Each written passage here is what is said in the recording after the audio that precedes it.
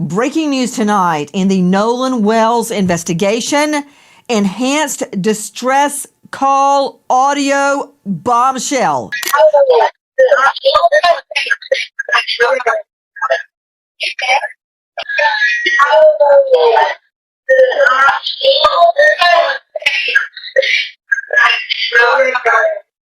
Update lands in your feed because the grand jury piece of this alone is going to be a big one. Now let's get into the piece of this case that's been dominating conversation the most recently, the emergency call audio. Here's the confirmed part first. NBC News obtained audio of a call placed to a private towing company, SETO, not 911, a private towing service, made by the operator of the boat carrying some of Nolan's friends.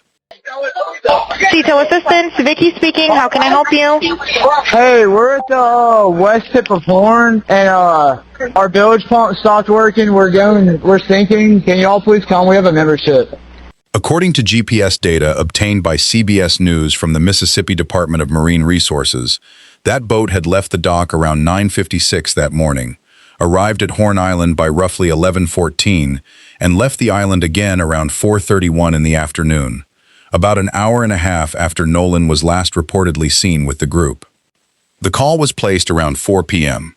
On it, the boat's operator tells the dispatcher their bilge pump has failed and the boat is taking on water. His words, as reported, they were at the west tip of Horn Island. The pump had stopped working and the boat was going down.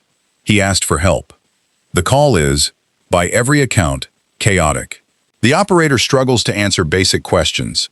He doesn't seem to know his own membership information with the towing company. When the dispatcher asks how many people are on board, including how many adults, his answer confuses her. He says there are no children, and also no one over the age of 21. At another point, he tells her there are about 7 people aboard. Eventually, the towboat captain gets in contact with the boat operator's grandfather, identified in reporting as Jerry Adkerson, a man who reportedly later cooperated with authorities, allowing them to search his boat and check its GPS data as part of the investigation. According to the captain, the grandfather said the situation had actually been handled and that the group didn't need assistance after all, despite what they just told the dispatcher moments earlier. Authorities have maintained that Nolan was not on that boat when the distress call was made. His friend's account is that he'd already chosen to stay on the island. An 18-year-old boy goes out on the water for the 4th of July. He never comes home. His friends say he stayed behind on an island. Investigators say it looks like a drowning. His family says none of it adds up. And 3 weeks later, we're still asking the same question his mother asked at a press conference in Chicago. What happened to my son? This is the case of Nolan Wells. And before we get into it, because there's a lot to get into, hit that subscribe button, because we're going to be following this one as it develops, and you don't want to miss the next update. Real quick, if you're new here, this channel covers cases like this as they unfold, not after the fact. That means when new documents drop, when new audio surfaces, when a grand jury makes a move, you're going to hear about it here first. So subscribe, turn on notifications, and let's get into what we actually know about the Nolan Wells case, separating the confirmed facts from the rumors flying around social media. Because with a case this big, that distinction matters. Let's go. Before this was a hashtag, before it was a national news story, Nolan Wells was just a kid from Ocean Springs, Mississippi. He just graduated high school. He played football, a standout at Ocean Springs High School, the kind of player his coach would later describe as carrying himself with humility and leading by example, someone who treated people with respect and worked hard without needing the spotlight. He'd gone on to play at Southwest Mississippi Community College, and he had a football camp waiting for him that summer, part of the next step in his athletic career. He was known for his smile. Multiple people who knew him used that word, infectious. The kind of kid teammates and coaches say they were lucky to have around. And on July 4th, 2026, he did what a lot of 18-year-olds on the Gulf Coast do on a holiday weekend. He went out to Horn Island. If you're not from the area, Horn Island is a barrier island about 10 miles off the Mississippi coast, part of the Gulf Islands National Seashore. No shelters, no restrooms, no cell service to speak of. It's remote, it's beautiful, and every 4th of July it fills up with boats, hundreds of them, people anchoring just offshore, partying, swimming. It's a rite of passage for a lot of Gulf Coast kids. Nolan had reportedly been out there before. This wasn't his first trip. This time he went with a group of friends, several of them white, which is a detail that's going to matter later, not because of anything sinister in itself, but because of how it shaped the public reaction to what happened next. According to the Jackson County Sheriff's Department, Nolan was last seen alive on Saturday, July 4th, around 3 p.m. on the northwestern tip of Horn Island.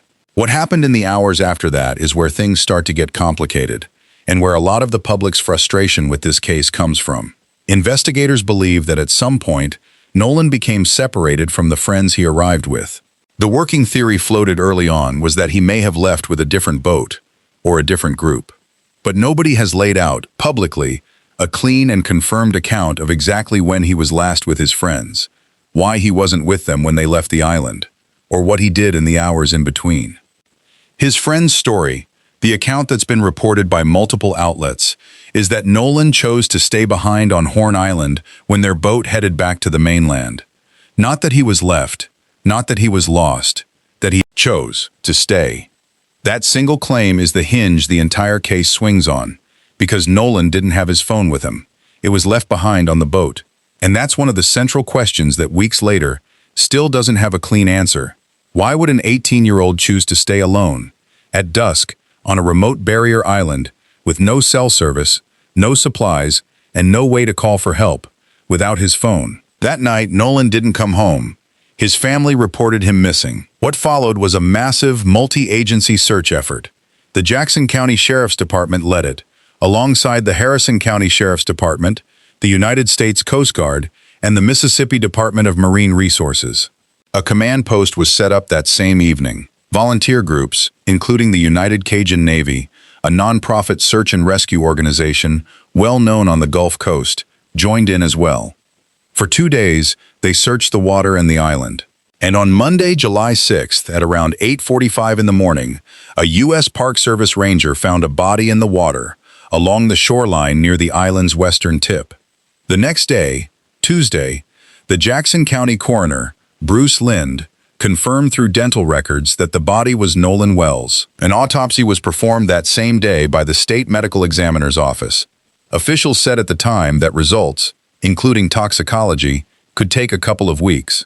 And in that gap, that waiting period, where the family had no official answers, is where the case exploded into the national conversation. Real quick pause here. If this is the kind of deep dive you're into, where we actually lay out the source timeline instead of just repeating whatever's trending on Twitter, do me a favor and hit subscribe now, because it genuinely helps the channel, and it means you won't miss it when the grand jury findings or the final autopsy report come out. Okay, back to the story. Here's where the story stopped being a local tragedy and became a national flashpoint. Photos surfaced from that day on Horn Island. Photos showing Nolan with his friend group, most of whom were white. Almost immediately, speculation exploded across social media. People started asking questions publicly that investigators hadn't answered. Why was a black teenager left alone on an island by a group of white friends? Why didn't he have his phone? Why did the sheriff's department say early on that no foul play was suspected, before the investigation was even close to finished? Some of that speculation was grounded in real, legitimate questions about how the case was being handled. Some of it went much further, into full theories about what happened to Nolan that, to be clear, have not been confirmed by any investigator, coroner, or pathologist involved in this case. That distinction is going to come up again and again in this video, so I want to be upfront about it now. There is a difference between questions the family and their legal team have publicly and legitimately raised, and theories that spread on social media that no official body has confirmed. I'm going to try to keep those separate as we go because, frankly, a lot of coverage of this case hasn't. What is confirmed is this. As the online attention grew, civil rights attorney Ben Crump, who has represented the families of George Floyd and Breonna Taylor, among many others, announced he would be representing Nolan's family. Not long after, the family commissioned their own independent autopsy, separate from the state's official one. That's a significant move. Families don't typically do that unless they've lost confidence in the process. And Crump was direct about why. He said there were contradictions in the case and a lack of information from investigators that concerned the family. While all of this was unfolding publicly, the Jackson County Sheriff's Office was trying to run an actual investigation, and they made an unusual public request. They asked anyone with original, unedited photos or videos from Horn Island on July 4th to come forward, specifically anything depicting alleged altercations or anything showing Nolan. That phrase, alleged altercations, is doing a lot of work in that sentence, and it's one of the clearest signs that investigators at some point received information suggesting some kind of conflict happened on that island before Nolan disappeared. What that conflict was, who was involved, and whether it had anything to do with his death, none of that has been made public. Sheriff John Ledbetter, who's led the investigation, has been fairly candid about the pressure the department is under. He's publicly acknowledged that people want answers 10 minutes ago and that getting accurate information simply takes time. Whether you find that reassuring or frustrating probably depends on how much trust you already had in local law enforcement going into this. And for a lot of people watching this case, especially in the Black community, that trust was already thin.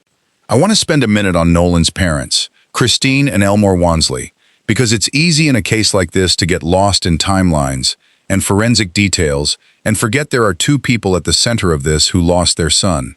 At a press conference, Christine spoke about the pain of losing a child. She called it immeasurable, something that can't really be put into words. She also said something that stuck with a lot of people covering this case, that in the middle of grieving, she'd also had to deal with false accusations of racism directed at her, which by her account only added to what her family was already going through. Their message throughout has been pretty consistent. They don't believe the story they've been given adds up. They've pointed to the fact that Nolan was reportedly a strong swimmer with an athletic build, and they've questioned why a capable swimmer would drown under the circumstances described. They're not the only ones asking that, but it's also worth noting, and being fair about, that people who know Horn Island's waters well have told reporters that strong swimmers do drown there. The currents off the island's western tip, in particular, have reportedly pulled people under before, regardless of how strong a swimmer they are. The local coroner has said his office has handled a number of drowning cases from the Gulf Coast's barrier islands over the years. So that's a genuine tension at the center of this case. A family's justified skepticism, based on real inconsistencies in the account they've been given, versus the very real, very ordinary danger of open water, even for people who know how to swim. Both things can be true. That's part of why this case is so hard to talk about responsibly. Nolan's funeral was held on Monday, July 20th, at Center Point Church in Ocean Springs. Family, friends, and teammates gathered to remember him.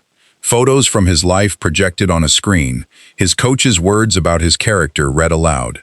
2 days later, on Wednesday, July 22nd, at the Knox National Convention in Chicago, Ben Crump stood at a podium and announced the preliminary results of the independent autopsy, funded, according to reporting, in part by former NFL player Colin Kaepernick. The pathologist who conducted it was Dr. Roger Mitchell, a board-certified forensic pathologist, the president of the National Medical Association, and a former chief medical examiner for Washington, D.C. This is not a fringe figure. This is a serious, credentialed medical examiner. And here's what his report actually said. Not what people online claimed it said, but what it actually said. The cause and manner of death were undetermined, pending further investigation. Not homicide, not accident, undetermined. But, and this is the part that made headlines, Dr. Mitchell noted that he could not rule out foul play. He also noted a finding of red or dark discoloration in the soft tissue at the back of Nolan's head, in the occipital region. Importantly, he did not find any underlying skull fractures or lacerations associated with it. He also said he found no apparent lacerations, fractures, or deep tissue injuries anywhere else on the body. The report also laid out something that matters a lot for understanding why this case is taking so long. The independent autopsy was significantly limited. By the time Dr. Mitchell examined Nolan's remains, some organs had already been removed during the state's initial autopsy, which Crump noted is not unusual on its own, but it created real barriers to reaching a definitive conclusion. Mitchell specifically said he wasn't able to directly examine the airway and lungs for water, or the stomach for its contents, both of which are typically central to confirming or ruling out drowning.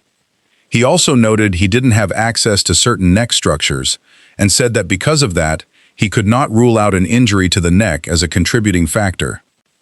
And then there's the line that Crump kept coming back to, that I think is actually the most important sentence in this entire case. When a body is found in or around water and there's a suspicion of drowning, the critical question is how that person entered the water. Was Nolan conscious or unconscious? Was he forced in or did he go in on his own? Dr. Mitchell said he simply didn't know, and that not knowing is exactly why the manner of death can't be determined yet. At the time of the press conference, the original toxicology results still hadn't been received either. So where does that leave us? With an independent, credentialed pathologist saying, I can't tell you what happened, and I can't rule out that something happened to this young man before he went into the water. That's not a confirmation of foul play. It's an acknowledgement that foul play hasn't been ruled out, which, to be fair to the sheriff's department, is different from evidence that it occurred. Meanwhile, the official state autopsy report still hadn't been released publicly at that point. The Jackson County Coroner's Office said it would go through the local coroner once complete, and it's since been reported that Nolan's family and their legal team were told the official findings would ultimately be presented to a grand jury. If you're still with me at this point, you already know this isn't a case with a tidy bow on it, and that's exactly why it's worth following closely instead of just catching the headlines. Subscribe now so the next matchup.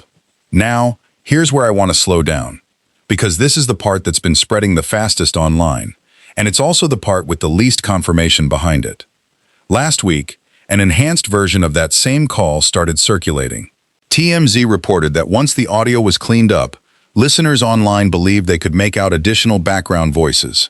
Voices some people interpreted as saying things like, check his chest, or wake up, or asking whether someone was dead. Some listeners claimed they could hear Nolan's name.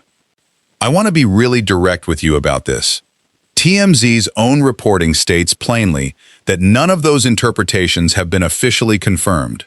This is people online interpreting a noisy, chaotic recording of several panicked teenagers on a sinking boat, a recording where the operator himself is audibly struggling to answer basic questions.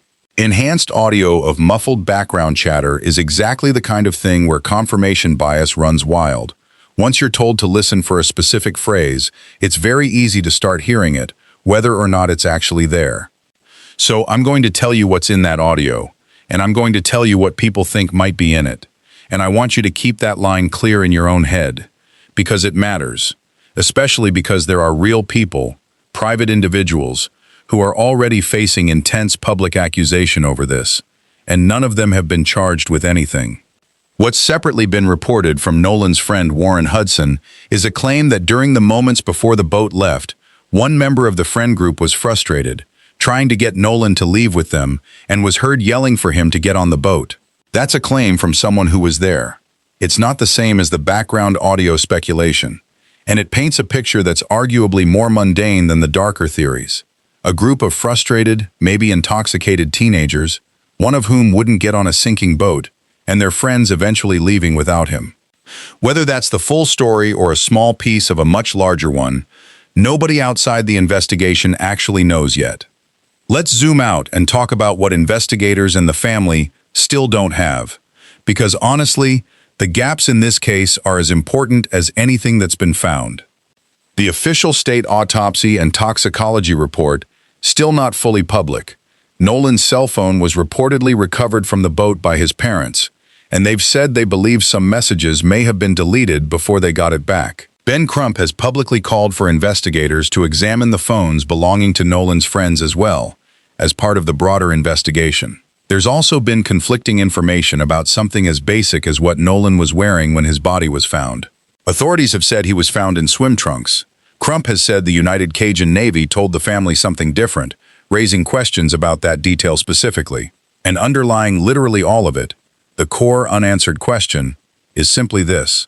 What happened between 3 p.m., when Nolan was last seen with his friends on the island, and 4:31 p.m., when their boat left without him?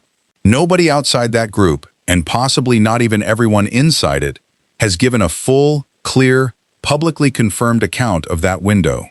The Jackson County District Attorney's Office has met with Nolan's family and laid out the process going forward. The case will ultimately go to a grand jury once the investigation is complete. That's a standard step, not a sign of anything one way or the other, but it does mean this case is going to take time to resolve, and the public is going to have to sit with a lot of uncertainty in the meantime. Public figures have continued weighing in.